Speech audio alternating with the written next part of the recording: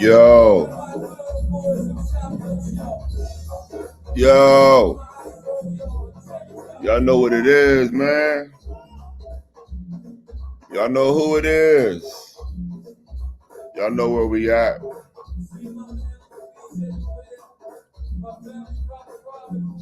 It's only right we get in the pocket.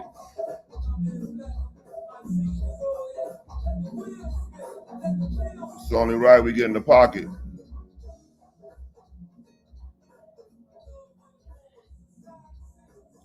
We'll get right to it, man, because we're a little later than usual on a brand new day.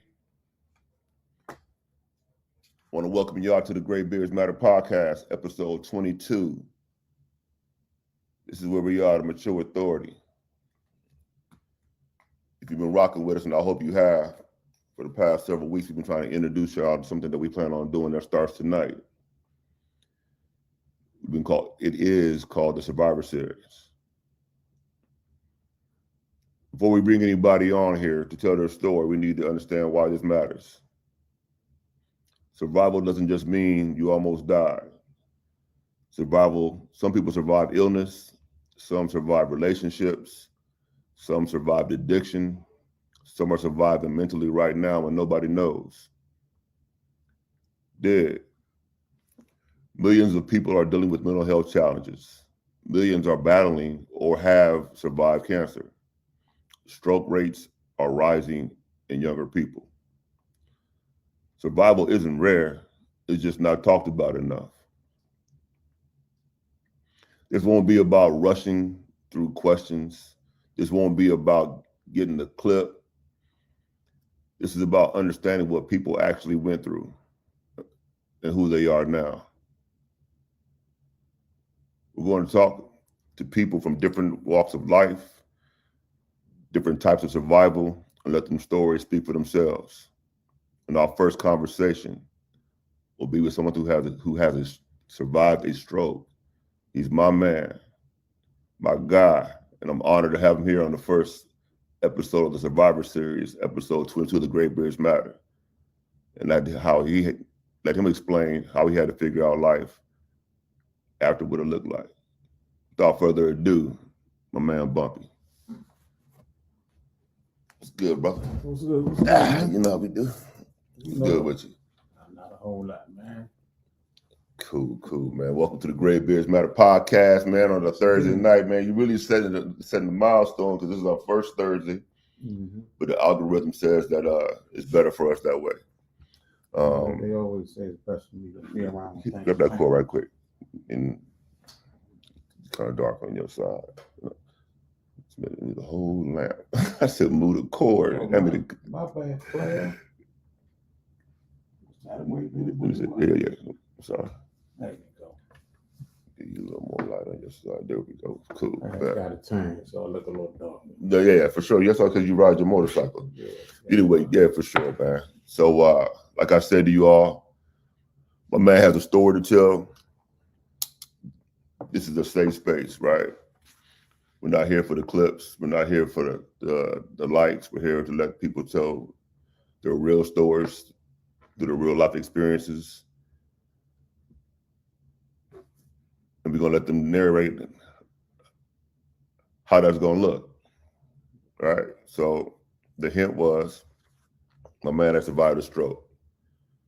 The crazy part about it is he wasn't my man post-stroke. He was my man pre-stroke. I'm going to let him talk. I'm going to give you a little bit of the reasons why I'm honored to have him here. He could really care less about you knowing his story.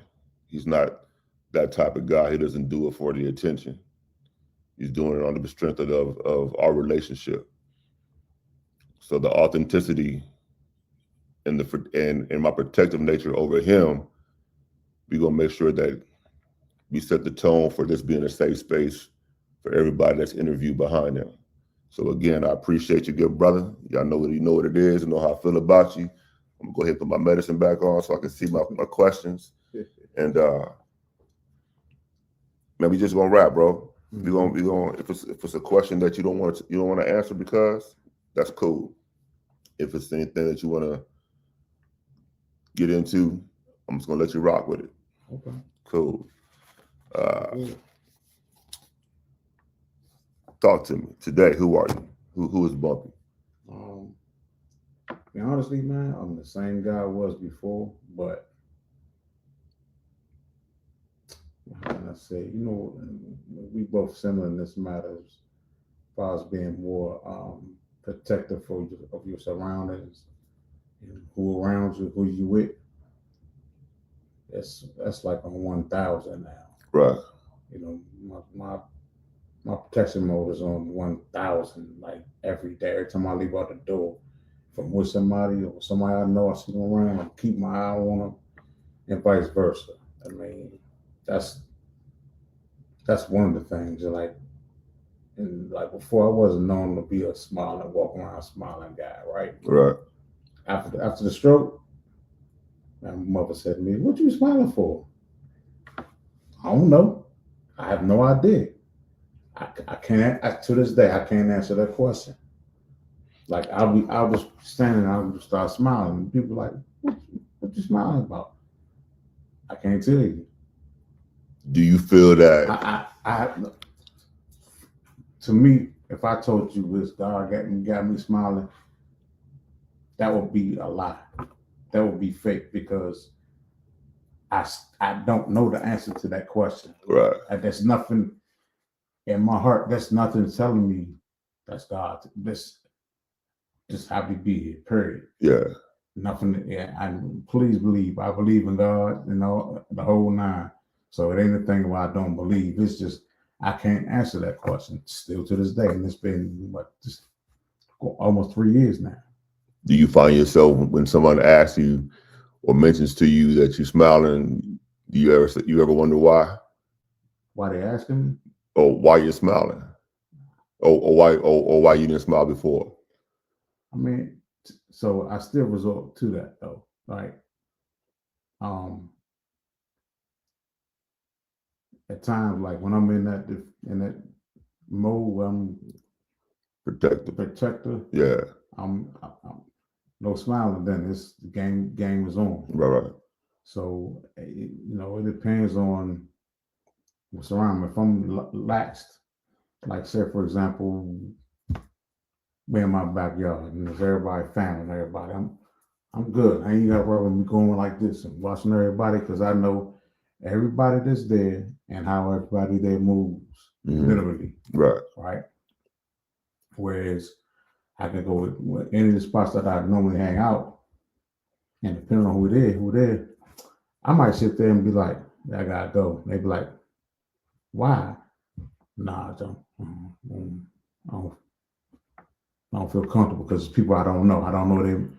I don't like their vibes, their mood, the whole nine. So I gotta leave, because you ain't comfortable. Yeah, and I'm not nice when I'm not comfortable. Right. So for sure. I understand that. So how is life treating you now? As far as my health, for the most part, I'm good. Still some things I need to get right.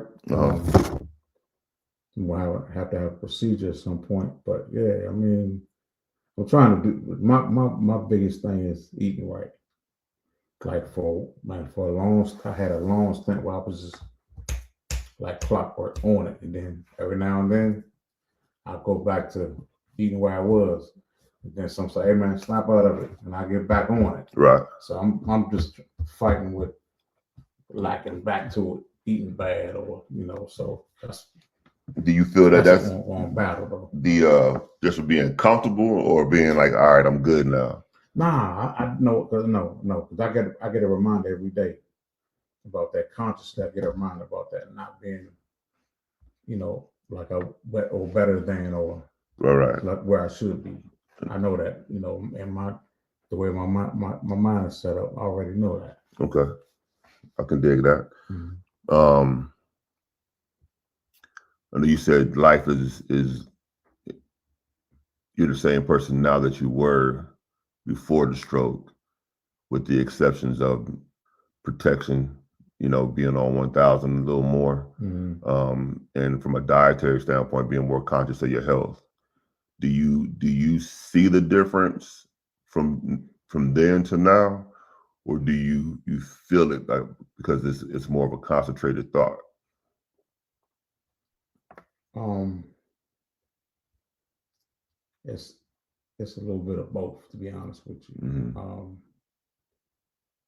Because like I said, I had them days where I go down, venture off, and do something stupid, eat something crazy. Not Right. crazy, but off of what I should be eating. Right. Now, I met a gentleman a couple weeks ago.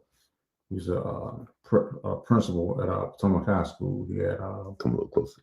he had I forget what form of cancer. It might have been prostate. I'm not sure, Mm-hmm. but he was telling me about this app where you can scan a barcode of any item in any store. Right. And if it's in the system, it'll tell you if it's good or bad for you, what's in it. I mean, the whole nine. Mm-hmm. I mean, so since then, like I'll constantly scan stuff that I'm eating. And I go, oh, yeah, I guess can't eat that no more. Yeah, what's in that? 31% failed, poor, ice cream. What? I can't. Oh, you mean you like this type of water and it's poor, the whole nine. It's like, but it's different foods that I scan. It's that same thing. I'm like, that's something. Well, that's not something. That's somebody telling me you need to get on point with eating. Right, for sure. For those watching, we're not going to take questions out the gate. We're going to wait a little bit, and then come back and address those comments that are inside for those that are watching. Mm-hmm. The benefit that we have in being episode 22. I said the change is the day, and this being the first of the Survivor Series, I'm hoping that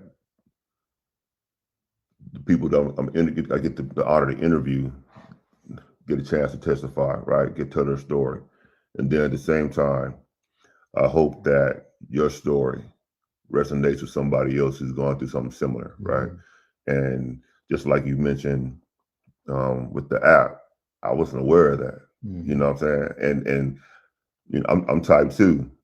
I could probably use that because, like yourself, sweets is my thing, right? So it would benefit me, and I'm hoping that not just myself being right here in front of you, but somebody else listening can pick up little jewels and gems throughout the conversation, right? So for all y'all supporting me, appreciate y'all. We'll be definitely going to get back to it. Tell us a little bit about yourself. Where you from? Born in D.C., raised in PG County, more so Capitol Heights, my whole life. Right. Except for when I got old and I moved up to Marlboro for a second, but my whole life is Capitol Heights. I mean, so it's born in D.C. and raised in Capitol Heights. Period. I can dig it. What's your go-to? What makes Bumpy happy? Like, what are your relaxation moments? I know I don't want to answer the questions for you, but I'm aware, like you said earlier, family, friends, being at peace. What brings you peace? Go. Some people won't say but smoking cigars because that relaxes me. Right. right?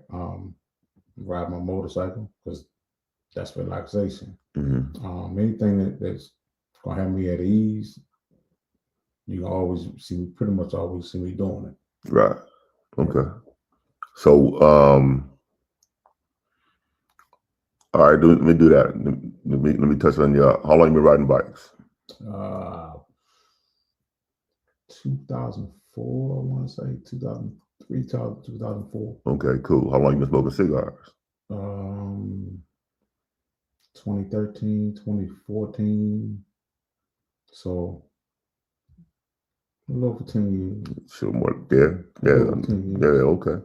All right. So my point of asking you that was, do you feel the decisions of lifestyle affected the cause of the stroke? So, and I'm usually going to go there, but so let me tell you how or what happened. Well, how I was eating first. Okay. Prior to, right? And I'm glad you said that because that was really like what was the turning point, right. And that was what I was getting to. So you beat me to it as usual. So already, I was already eating fish and vegetables. Right? Anybody that tell you that you know that I hang out with, when we go out, what does Bumpy always get? Some fish, more than likely salmon, and mixed vegetables, or just broccoli. That's it. That's what I was on before. Right. So it took me for a while factor as far as thinking I was eating right, but I was in the right direction, but I wasn't more direct in my diet as far as knowing what I'm actually eating as far as fish and everything else outside of fish and some of the so-called bad stuff. Right. Right. Be it candy, cake, whatever that is, right?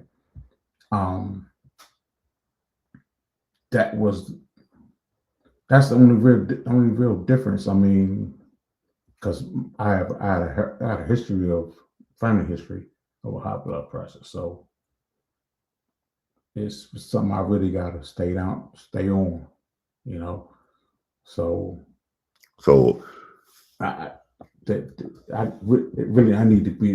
to buckle down, to be honest with you, for all intents and purposes, do the right thing.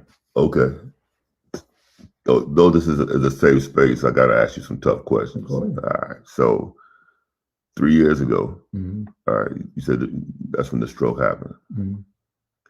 And today, you're telling me you need to buckle down. Yeah. So let me say, right, for clarity, for sure.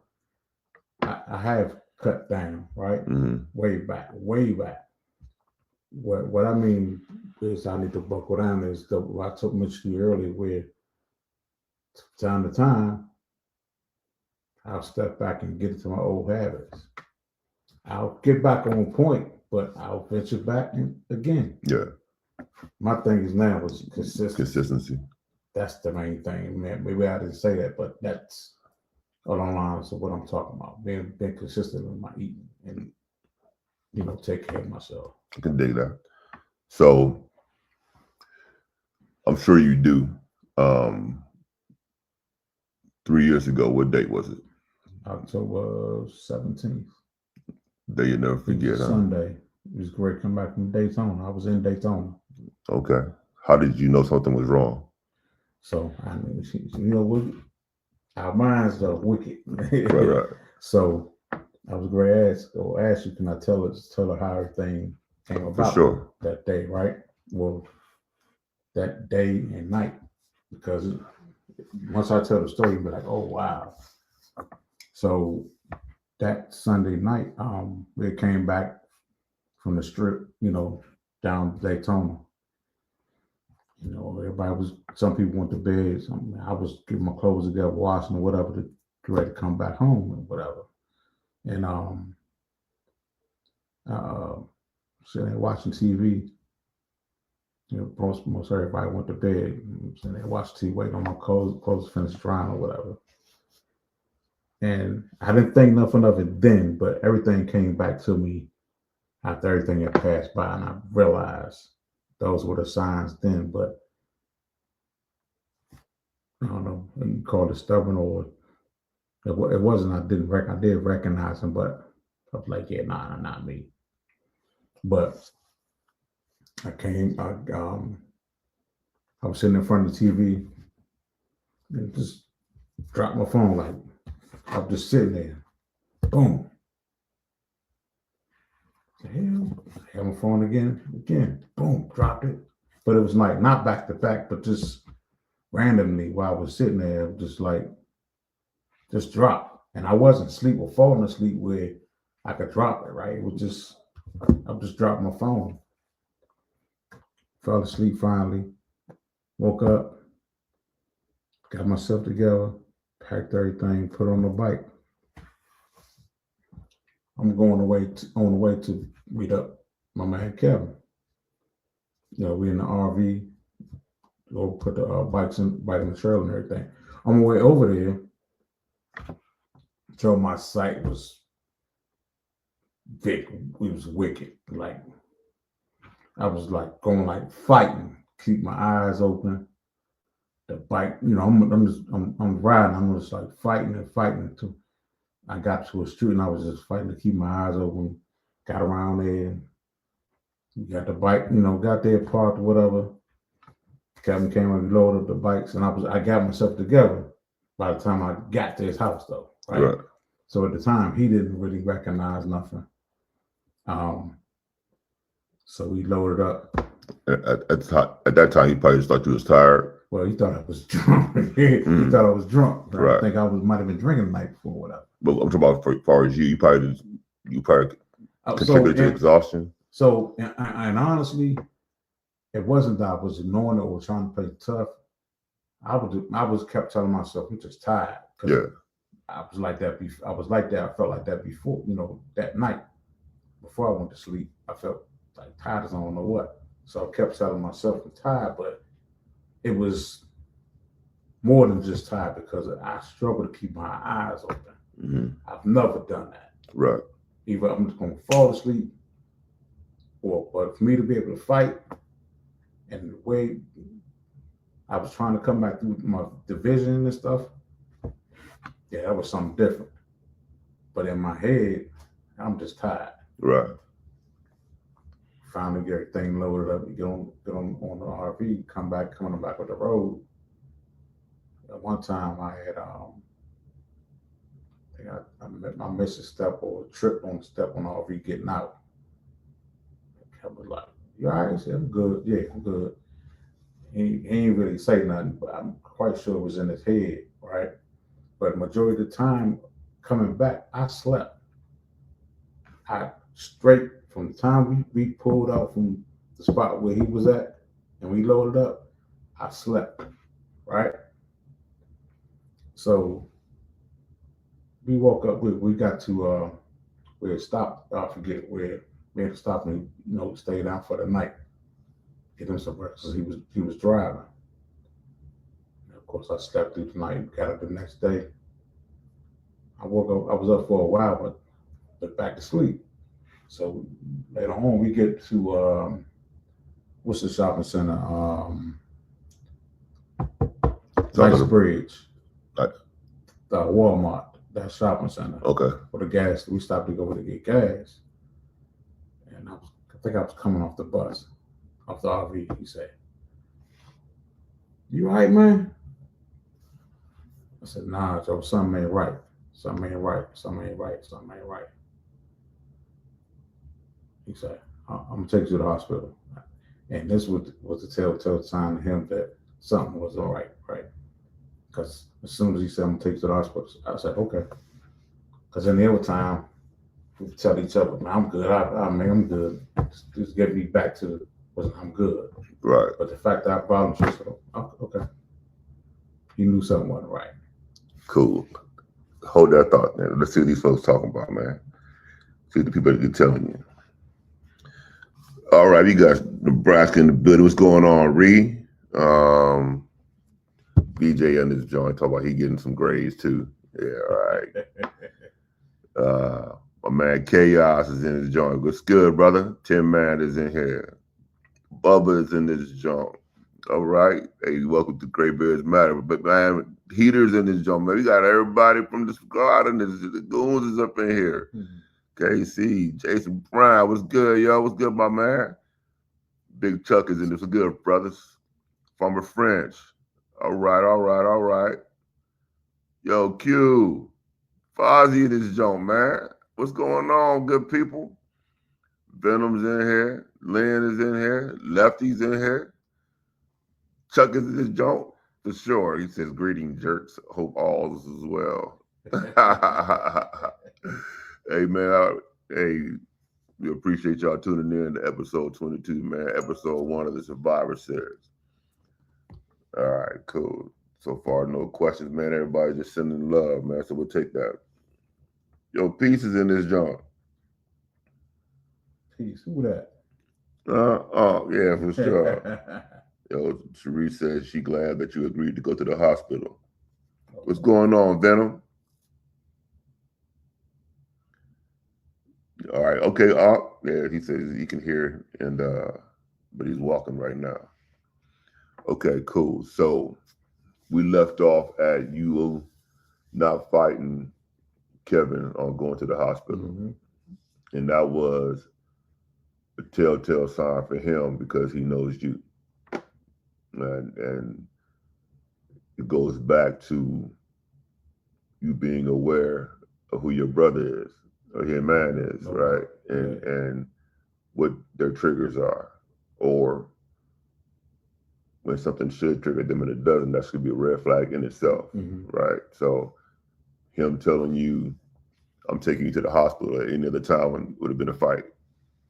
Yeah, definitely. Okay, cool. Definitely. All right, cool. So this is still the 27th? What day? Was it October what? I think it was 17th. 17th? All right, cool. 18th, something like that. All right, bet. So on Sunday. On a Sunday, coming back. For sure. All right, so you leave Walmart, you get back in the RV, Kevin takes you to the hospital. Which hospital did he take you to? MedStar, St. Mary's. Okay. Yeah, for sure. So here's another part, right? So of course, we're in the RV, the trailer. If you know Kevin, you know his RV, and you know the trailer. No homos over that joint is long. That's a long haul, right? Right. So he called his boy Dion. He said, "Hey man, you think I could get the RV at the hospital?" And he was like, "Nah." Like he called a couple. He might have called Ty as well. And I'm like, "Yeah." They was like, "Nah, I don't think you would get up there." So his buddy Dion met us at the little circle right up the street from his house. There's a liquor store, a little mom and pop shop. Right. And Dion met us up there. And Kevin literally pulled off in the road, blocking the road. I put one foot on the ground. The other step, I went right into the car. Perfect, right? Right. So I go to we're on the way to the hospital. So Dion took you or Kevin took you? Okay. Kevin went home to put the RV up. Right. He was heading up after that, right? So we drive past the Town Cigars. So we had a light, and I love telling the story because it's funny how at that point I think I at that point I already had a stroke, right? But there was still some humor in me, right? Because I got big humor out of this. So we got to the light right there where the gas station is, like you pass Town Cigars. Right. We had the light. And he had a little what's the box like? It's like a little. I forget the name of them little trucks. Like one, Kevin, I don't know if you saw it. Oh, the Flex, not a Flex. It's like a Flex, but smaller. Right. The Kia Soul joints. Yeah. All right. So with the light, he said, "I'm trying to get him to the hospital." Blah blah blah blah blah blah blah. I'm to myself. I'm looking. I'm like, they don't hear you. They don't even see you. This little car, like in my head, he was like, he didn't care. Y'all gonna listen. I'm trying to get them to the hospital, but Yeah. you had to be there. But it was so funny, man, because he was so calm, but was very serious, Right. and that was just comical to me, man. Yeah. So Not I funny, think that's but amazing how I'm going through what I went through. What I went through, and I still got the consciousness mhm. to think of something to laugh at. That's crazy and silly, but at the same time, that's telling me I'm still here, right? Right. So we get to the hospital. Here's another part. We get to the hospital. You say, man, hey, when I pull up, just follow my lead. Okay. He go in. He tell him whatever he tell him. My man had a stroke. Blah blah blah blah. They come out with the wheelchair and everything. Not getting nice and comfortable wheelchair, and they take me and everything. It was like, man, just Dion a funny dude regardless, but it was like that whole little episode just it was relieving. I'll say that because I was able to laugh. Right. So let me ask you this, right? Because you said, and maybe I overstood what you were saying. Dion told the hospital you had a stroke. Mm-hmm. How did he? Well, we didn't know. Symptoms. We all thought it. We didn't know, but typically when you because they wasn't sure of what I had, right? Talking about us, we Kevin and Dion, Right.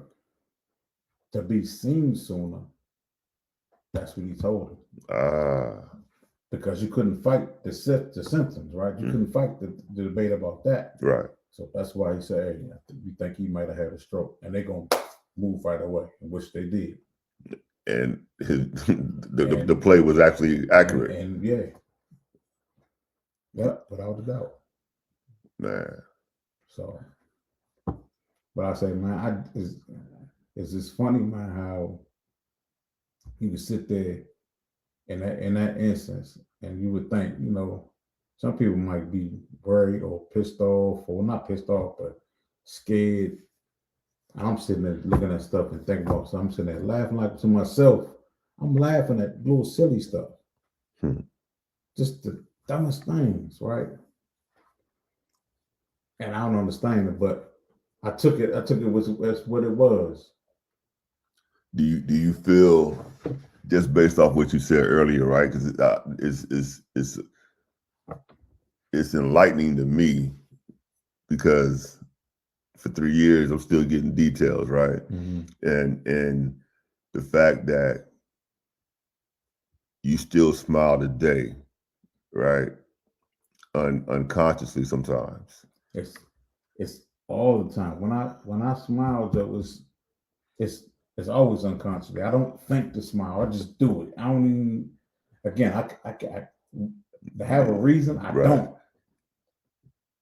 I'm just looking at the timeline, good brother. It's because to know you is to know that that's not an outward expression in all situations for you, right? Mm-hmm. And then for you to be going through that in the moment, and so what I know is sometimes people have strokes and they have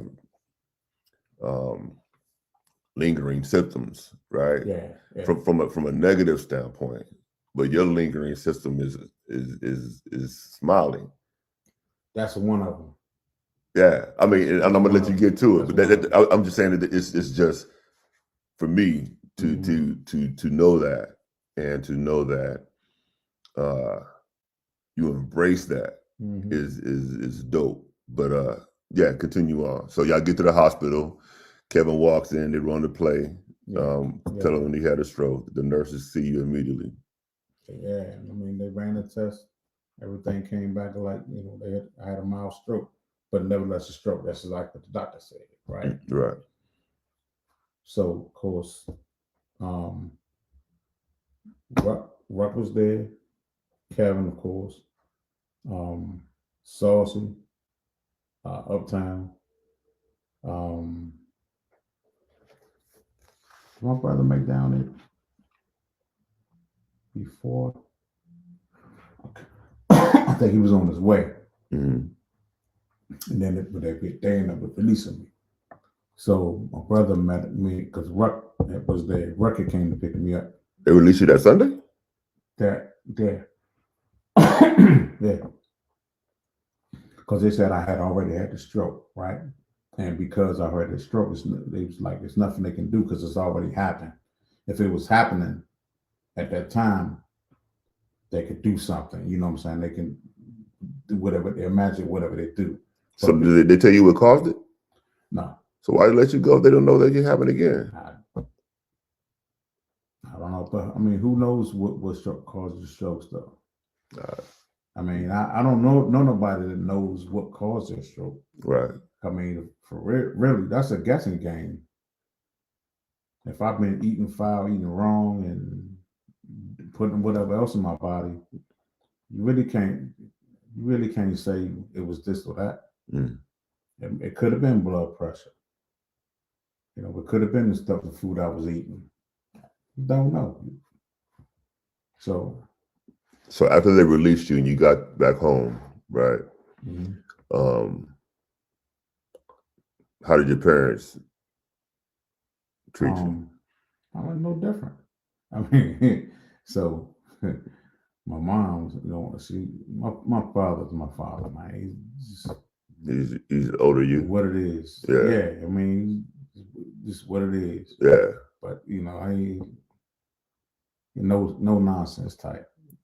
Mm-hmm. And so pops is just pops. Cool, you gonna be good. Mom's on that. She found one time to have a joke, and I'd laugh, man. It was out because it'd be the people that you least think that's going to crack on you. Mm-hmm. And for my mom was to crack and to be funny, I was like, oh, you want to be a comedian now? So I'm thinking, okay, you gonna get the milk, give it right back to you. But at the moment, I was like, oh, I'm just in awe. She came with me like that. She was like, so I sit there and I was like, because at the time my speech was a little, off. Right. Speech and my right side, a little bit of, lost a little bit of control of the right leg and right arm at the time.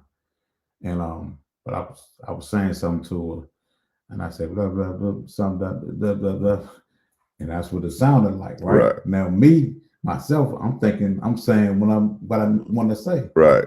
She was like, "What you say?" She said, blah blah blah blah. I was like, "Oh, see, that's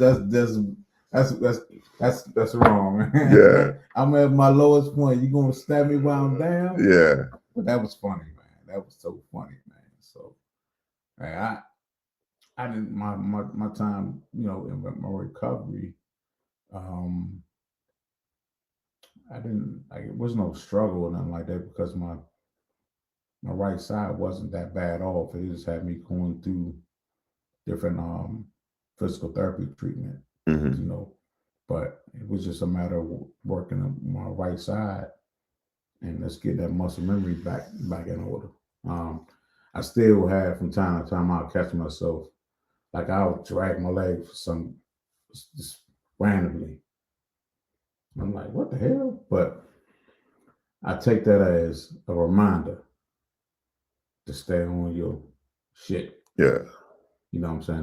That to me, that's a reminder. Hey, don't take this lightly because you got off lightly the first time. That's what I take that as. So you said the first time. Do you feel, or have you been educated that once you have a stroke, you're a high risk for another one? Oh, you definitely are. That's the first thing they told me, and that's what the second thing they told me in the hospital. Like, now that you had one, you're more likely to have another one.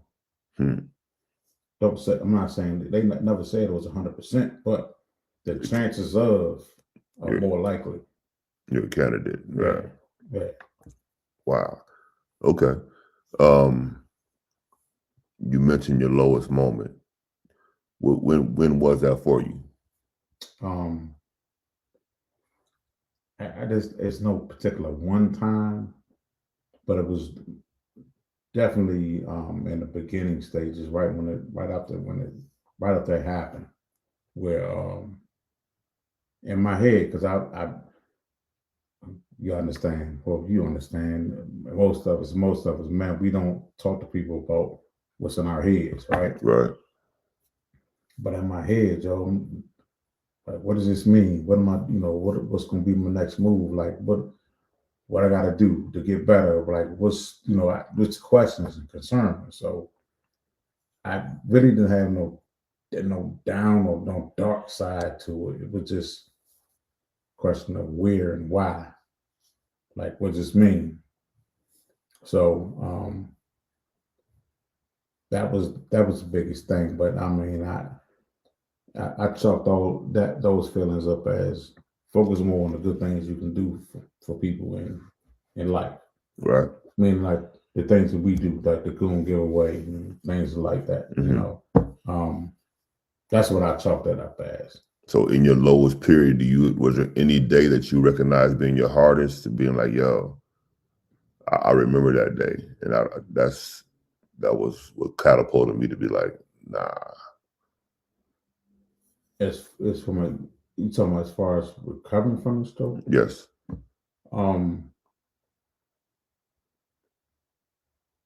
would say that would probably be. I probably went to work, back to work, maybe a month later. I think it was like a month later, and as soon as I got back to my regular daily thing is when everything started to go back to normal, and I didn't dwell on like those feelings I had. I didn't dwell on them because my environment changed me, and I went back to work. So I didn't have time to sit and think and worry because I'm back at work now.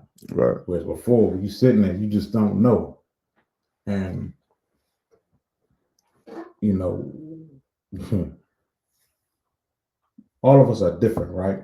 When we're going through something, be it a surgery on your leg or a stroke or whatever, not everybody, like myself, I can't say for nobody else, but and I'm glad this didn't happen. People blowing my phone up. You know what I'm saying? I'm glad this didn't happen because when I'm in that sick stage or stroke stage, I don't want to be bothered, and it's not because I don't want to talk to nobody. I just you got a better chance to come see me to pop up at the house. Right. Excuse me. Right with that. You know what I'm saying? You got a better chance. Right. Other than that, I don't want to sit and talk on the phone. I don't. You got a better chance just popping up. I ain't gonna be mad at that. Cool. Out of all that you were going through at that time, right? The recovery, the news of what you had experienced, the reoccurring doctor visits post stroke. What hit you the most? As far as the doctor visits? Not just in general, like when you were like, what was your damn, I can't believe that, but I got no choice moment? I mean, to be honest with you, I really didn't have one. I really didn't have one. I was like, damn, I got to make a choice. Because at that time, right, I cut back everything. Meaning, and this is not what the doctor told me. From that day of the stroke, sodas, cold turkey. Cigars, cold turkey. Anything sweet, cold turkey. Just like that, without even thinking about it. So for me, it wasn't a damn, I gotta change this. No, my mindset said, hey, cut everything right now.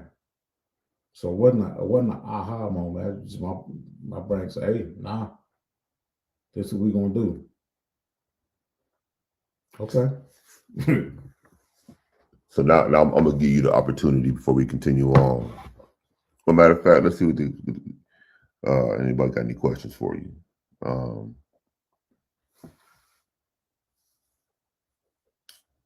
Yo, Hustle's in the building. Okay, what's good there, good brother? Come on, 20 year, but I don't know how we feel about that, man. I see Kenan watching. Kenan, KP in there? yeah, Yeah, for keep sure. watching. What's up, Okay, good Kenan? stuff. Kenan? 5517 is in the building. MD is in the building. Okay. Yo, Hustle said your mama can't get away with that. Oh man. All right, cool. Cool. So now I'm gonna take you back to you going cold turkey, right? And I remember you being even then being on your so it's one thing that people may not know about you, and then I'm gonna let you continue on. But I'm gonna add this little piece in there, right? You know, I'm not gonna call you stubborn, but I will say that you are very steadfast in your thoughts, right? So when you were already eating well, or eating fish and steamed vegetables, that was a choice, right? So you did that willingly. But Mom Dukes was making you do that, and well, no, it wasn't just at home though. But that was like when I'm talking about post stroke. posted. But even before that, or before and after, I was eating the stuff that I was eating as far as the vegetables, and I continued that. Right. It was more enforced, preparing for food at the house, Right. because you had my pops there, right? So automatically she said, yeah, well, okay, we're gonna make sure you eat right too. Well, I was already thinking I was eating one for dinner already, huh? Correct. Yeah.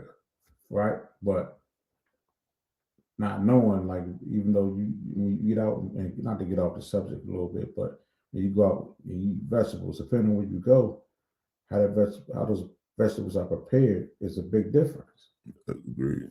So that's the thing. Even though you might be eating vegetables, but how they prepared, how's their fish prepared? What I'm saying?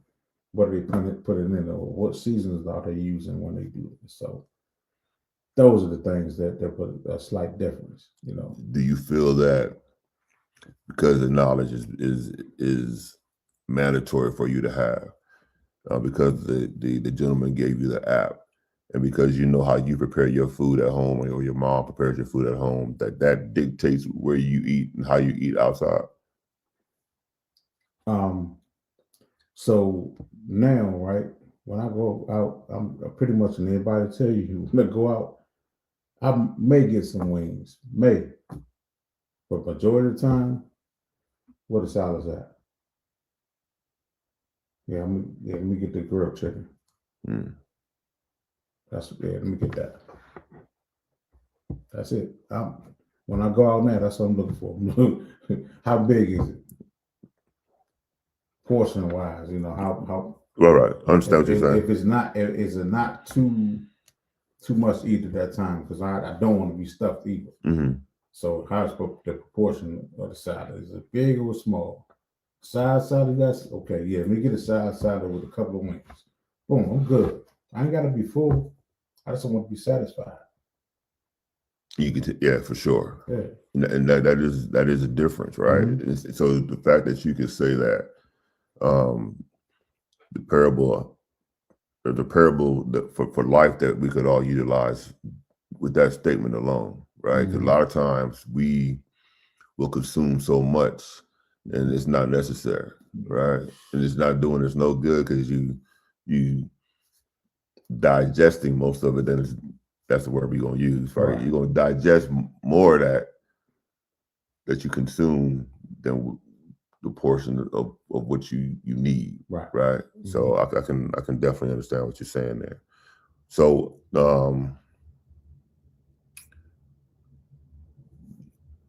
you said you went cold turkey. What other decisions at that point did you feel that you had to make a decision that in that moment?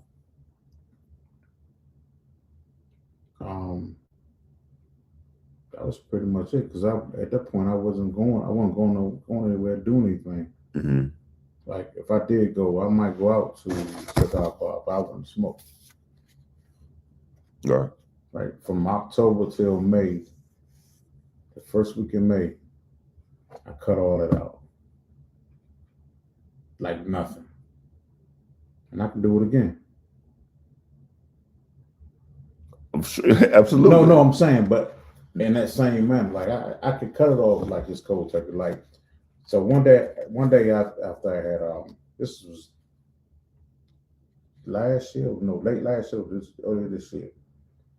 I said, man, I'm gonna try. I'm gonna get a coat just to see what it, how my taste buds gonna feel. How I'm gonna feel drinking one. Took a sip. I was like, trash. That bottle sat in my car for another month until I threw it out. Yeah. It's like you be surprised, like what you don't when you stop taking for a while, and you try it again, you're like, this is really garbage, man. Yeah. Yeah. So do you feel that do you feel that your palate changed based off of your experience or your mindset or your decision of what you wanted to digest or intake? Or both? I would say oh yeah, both. Yeah. Yeah. I can definitely see that then. Yeah. I can definitely see that. And like majority of what I drink now is water. Every now and then I might get a ginger ale. Does the water is there certain waters you won't drink? So it depends. Like if I'm out and I need some water or I want some water, and all they have, like if it's a brand I definitely won't drink it, then I'll just suffer. Right. But if it's something that I don't mind drinking that I've checked out before, that's okay. I will drink that. Okay. But like people might say, like Deer Park is not good water. Well, according to my app, Deer Park is excellent. So that's what I'm sticking with. I'm glad you said that because I got 2 cases of Deer Park in my truck. Yeah, right. That's all we buy. If we gotta get something else, then or we'll just deal with it at that time. But as long as they got Deer Park, that's what we're gonna be drinking. Good. So that I'm glad you said that, right? So now we're gonna get back. We're gonna get into to what makes you. How would you define your healing? Was it more nutrient based? Was it? I'm gonna let you explain it. To be honest with you, I can't say that I'm healed yet. You know what I'm saying? Being that I had one already, you can't really heal from something. Well, in this case, you can't really heal when it's always a risk of you having a second one. Right. Especially that there are multiple variables in it to having a stroke that what could cause a stroke. Right? So me, it's always try to continue to eat better and do better because you just don't know. You really don't. It's not, there's no exact science on that. If that was the case, people having strokes and they'd be fixing people every day. You know what I'm saying? Right. So to say I'm out the woods, I don't know any stroke victim that's had a stroke. So let me. So one thing we're gonna do today going forward, stroke survivor. Yeah, that's what you are. You're a stroke survivor. You're not. I don't see you as a victim. Right. And I'm sure that you don't either. And it's just we're gonna put the words in the air that what we are. You survive that, and it's a daily survival. Yes, so would you say, as opposed to, and maybe I said the wrong word, you're not healed, you are in a preventative stage daily? I mean, or try to be? I try to be. Because like I said, to say I'm out the woods, I don't. For the fact that when he told me that, you're more likely to have a next. Well, not more likely, but You're highly, risk for having a you're second at one. risk for having Right. another one. Uh-huh. So, in my eyes, because of that, I would never be in the position to say I'm healed, Right. because there's always a risk of me having one. I mean, you think about people that we've known in the past years that, like, what's the name, the track star years ago, Jackie Joyce Jackie Joyner Kersey. Yeah. Right. Well, she was a track gold medalist, right? What she died from? It was I forget what it was, but it was, you would think after in her condition, mm-hmm. no way she could die from this. But yeah, it was something pertaining to I will have to look it up.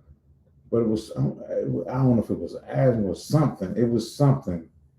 You know, and some, after of her nature, you wouldn't think would go down just that easy in the shape that she was in. Right. So with that, man, as I used to always say, everybody's suspect. No matter how good shape you think you might be in, everybody's suspect. You know, like we all know, we got 2 days on Earth, born day and the exit day, right? So if you know those two factors, I mean, it really don't matter at the end of the day, because when the man say he won't take you, he's gonna take you. Okay, but until that day, do you feel that you are conscious of what you do more so than you were before? Yeah, definitely. Like I said, I'm like, when I go out now, it's more so, hey, what's on the menu? Now I'm skipping that. Where your salads at? That's what I want. Right. But because no more the barbecue chicken and all the fancy stuff with all the calories and everything else in it. I'm bypassing all that now. Or I've been bypassing. So do you feel that the continuous process is both physically and mental? I'll say a little both. But I would say physical is a part of it, because mentally it doesn't really bother me mentally at this point. Right. Physical, it's always in the back of my head, you know. So you being the type of man that you are, right, and you have the circle around you that you do,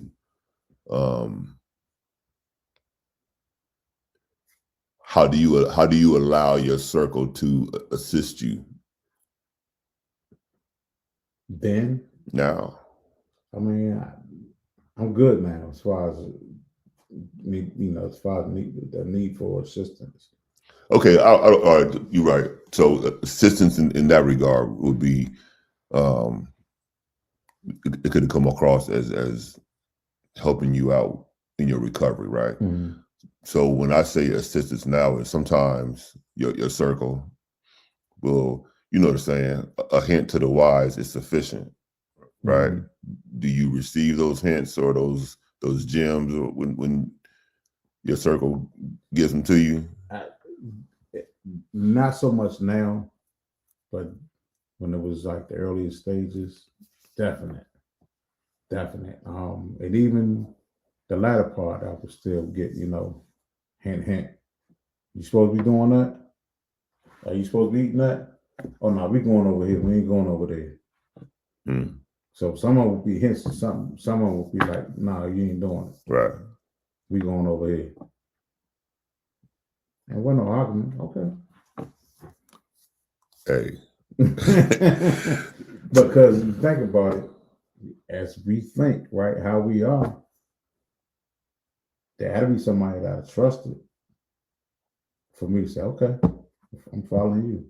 Well, just based off of those who are listening now, but it had to be somebody that you trusted because you don't want you don't tolerate the negative in your space now, right? Not that you did before, but evaluating negative energy increases blood pressures and mental stresses and all that. And that's not anything that you gonna. No, I'm petty about that. Well, and I'm petty. pettier. No. I mean, I'm saying I'm petty when it comes to cutting people off with negativity or bad vibes, like a bad habit. Right. Oh, I'll sit there and not say nothing to you. You got bad energy, bad mojo? Nah, I'm not doing it. Just that simple, man. I can dig it. I ain't trying to fight. I can't enjoy myself. I'm glad you said that. So that leads us to the ending here. We're getting there. As you are continuing to heal, both mentally, physically, who do you feel that you are becoming now? I've always been I can't say always, but I'm known to be petty as far as joking with people, talking trash or whatever. But now it's like, I don't know, it'd be nice or days where anybody can get it. But it's just all in fun. It's all in love. You know what I'm saying? Right. Like we went to the bike blessing, right? Sunday. And just having fun with people. But it's people in my circle that I'm having fun with. Right. You know what I'm saying? Like that's one of my stress relievers too. Because if I got somebody, if I can get somebody to laugh, that's less stress they think about. They could have something going on, but at the time they're not thinking about it because they laughing. Like, and that's where I felt even before my stroke, right? Is when we sit around with each other, we smoke cigars or whatever, and get a joint on each other, and just making jokes or whatever. It's all love. We ain't hating on each other. We ain't mad at nobody. We just at that time we just having fun. Right. And I enjoy that. I enjoy laughing. I mean, it's crazy sometimes. You get to the point where you laugh and you about to pass out. That ain't fun. But I mean, so I just like laughing now. My bad energy or negative energy and bad vibes, I'm walking away from that all day, every day. As you should, and I think if I know your circle, then they're gonna allow you to walk. Well, my circle's the same way though. That's the crazy part. They're the same way. Right. But I think they've always been like that. And me growing up, I wasn't always how can I say, Mr. Friendly, right? Social. I didn't. People think that I grew up social, but if you think about it, like my homegirl Michelle, known her since we was probably 10, 12 years old. And she said, man, he used to be mean and all, this, that, and the other. But I was mean, but you could never say what Greg said or Bumpy said anything at any given time at that age. Right. Like I wasn't known for talking, but I always remember, that's the guy. He looking evil all the time. Even Chester says it when how we met at 210. He was like, man, who is this motherfucker mugging on people he walking? You know what I'm saying? I wasn't the most social. Think about it. When 210 first opened, I only talked to 2 people in the shop. Hey, bro. On a day-to-day basis. Yeah. You and Doc. For sure. I wouldn't socialize with nobody else. And but with them same people, we all laugh about that now. I would sit at that front table by myself and not socialize with nobody. The irony of you saying that, right? There was just based off of 210. Mm-hmm. 3 key figures in that building have had similar situations, Mm-hmm. and that is really no. I think it's 5, but 3 key figures Mm-hmm. for sure. And as a member of that circle, I would have never thought that in a million years. Mm-hmm. So I'm humbled by the fact that all 3 of you are still here to tell your story, right? And I'm honored that you are here tonight, letting everybody see that you are a survivor, right? And I hope that this space allowed you to express that. But I have a request for you. If you had to give somebody some advice, right, whether it be symptoms, post post stroke, or just anything that you would give them on life going forward, what would you say? Go to the doctor. Mm. In a nutshell, go to the doctor. Period. Yeah. As far as stroke is concerned,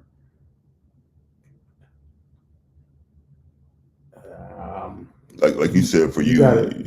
Well, my symptom were different, and what I will say, right, as far as the stroke is, don't get caught up in trying to ask yourself or repeatedly asking yourself, is this a stroke? I'm having a stroke. If you think you're having a stroke, you're having a stroke, and treat it that way until you go to the hospital and tell you, oh no, you didn't know you did. Right. Versus just sitting there and saying, hey, I think I'm having a stroke. Nah, go see. Right. So. For sure. Okay.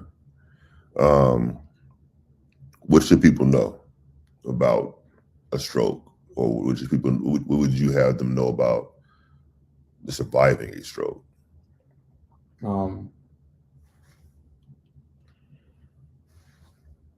The survival for a stroke, man, is, first of all, you're gonna have those voices in your head, negativity, asking, well, not negative, necessarily negative, but asking questions like why me, or why this, or what.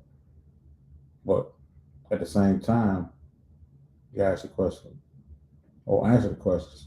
Well, yeah, why is me? Why is it me?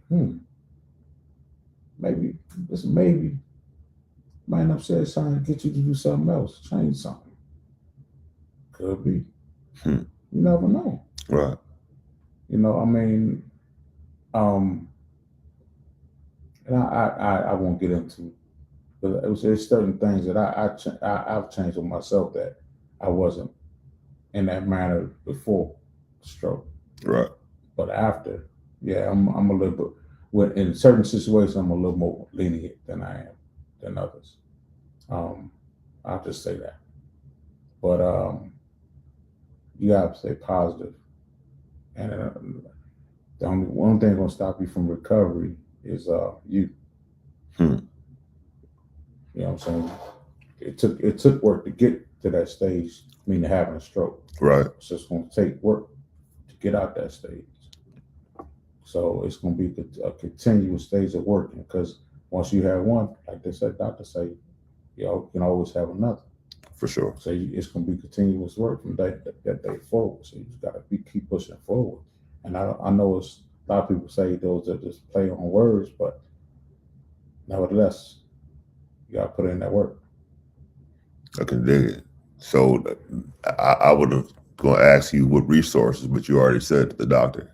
Go see him. I mean, that's your man's. I mean, outside of that, I mean, as far as having a stroke, yeah, definitely go to the doctor. But as far as therapy, how severe your stroke is, the therapist is going to tell you what you should and shouldn't do, right? Or tell you, when you can advance and do other things once you get better. But the main thing is your mental, Because if you go to the doctor, they're gonna take care of everything else as far as getting you on the right track. Right. So your mental has got to be in line with what the doctor's trying to do. But I would say that's with any type of health issue though, not just having a stroke. You still got to do your part. For sure. For sure. Hey man, let's go ahead and look at what these good folks got to say about you, man. And I'm not gonna hold you down on this Thursday. Kiana Hargett says soda tastes like trash. You see Bubba. What Bubba said? He was mean all day Sunday. Yeah, I appreciate you, Kay. My man DC gave you the hands up. That's what's up, DC. You know how I be doing around here, man. Yep. For sure. Yeah, and on that note, my good brother, we have concluded the first episode of the Survivor Series. I appreciate you. I'm honored to have you here, man. I appreciate you opening up. And being your man, you still taught me some things, and that's the whole point, man. And I hope that somebody else who gives a chance to watch your story, to hear your story, I should say, watch your testimony, gets the opportunity to take something from them for their own health benefits. Right. I know I did. And if you get a chance, when you get a chance, forward me that app and I'll go ahead and post it on this link here. Okay. And so somebody else can utilize that as well. Yeah, I'll tell you right now, I'm honest with you. It's called Yuka, YUKA. YUKA. All right, cool. So you can get that in your app store and the thing has like a little carrot on it once you pull it up. Okay, cool. Yuka, YUKA. Mm-hmm. Google Play Store, or what's that thing on Apple? I don't remember. Yeah, the Apple Store, whatever. Yuka has an orange carrot with a white background. Mm-hmm. So y'all know what it is, man. It's my man Bump. He blessed us today with his presence in the store. We truly appreciate him.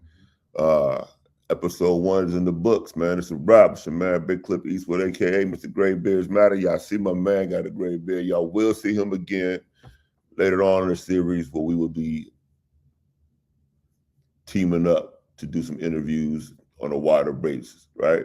So if you have not yet, man, please go to YouTube. Gray Beards Matter. Like, share, subscribe. We at 71, trying to get to 100, man. Y'all know what it is. It's your man, Big Clip Eastwood, a.k.a. Mr. Gray Beards Matter.